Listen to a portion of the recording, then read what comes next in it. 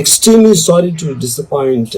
అంటే ఇప్పుడు ఉనికిపోతున్నాను, మంచం కింద కొంచెం నేడుస్తున్నాను అని అందరూ what ever the media speculating, వాళ్ళందరికీ చిన్న డిసప్పాయింట్మెంట్గా ఉండొచ్చు వీడియో.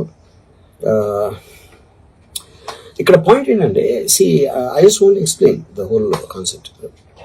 ఇప్పుడు నేను ఆల్మోస్ట్ ఒక 1 year బ్యాక్ ఏదో ట్వీట్స్ పెట్టాను అనే ఎలిగేషన్. ఆ ట్వీట్స్ ఎవరో మనోభావాలు దెబ్బతిన్నాయి.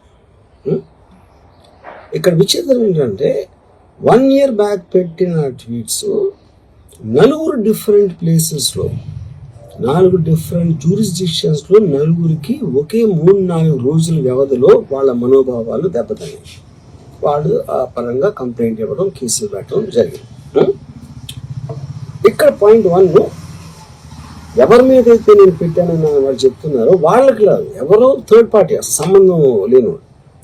ఆ కాంటెక్స్ట్లో అసలు ఈ కేసు ఎలాగా, ఈ సెక్షన్స్ ఎలా వర్తిస్తాయి అనేది అప్పుడు ఆబ్వియస్గా నాకు వచ్చే అనుమానం కానీ, నాకు కానీ నా మనుషులు కానీ, ఇది ఒక పర్సిక్యూషన్ చేయటానికి ఒక పద్ధతి ప్రకారం ఉన్న ఎలోబుల్ లాస్ని వాడుతున్నారా, లేకపోతే ఇప్పుడు వరల్డ్ ఓవర్ ఒక ఫినామినా ఏం జరుగుతుందంటే, పొలిటికల్ పార్టీస్ వాళ్ళు they are weaponizing the systems of the police. అది అమెరికాలో జరుగుతుంది, యూరోప్లో జరుగుతుంది, ఎక్కడ కూడా జరుగుతుంది.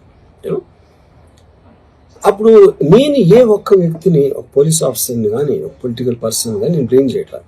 I think it happens in certain ఒక ఏమంటారు దాన్ని, ఒక వే. అది అందరూ కూడా ఎంతో కొంత అది చేయటానికి టెంప్టేషన్ ఉండొచ్చు. But eventually there is the law of the land which will take the final call. So అది that I completely agree, believe in that and I abide by that as a citizen. So ఇప్పుడు ఇక్కడ జరిగింది ఏంటి, నాకు ఒక notice వచ్చింది, నేను ఒక రిప్లై ఇచ్చాను, ఫలానా తారీఖు నేను వస్తాను. అప్పటికి నాకు జరుగుతున్న పని ఒక ఆన్గోయింగ్ స్కెడ్యూల్ ఉంది కాబట్టి, నాకు ఫిల్మ్ వర్క్ ఉంది కాబట్టి అవ్వలేదు. అండ్ ఇట్ ఈస్ వేరే ప్రొడ్యూసర్ చేస్తాను, ఆ ప్రొడ్యూసర్కి నష్టం వస్తుంది కాబట్టి నేను మళ్ళీ టైం అడిగాను.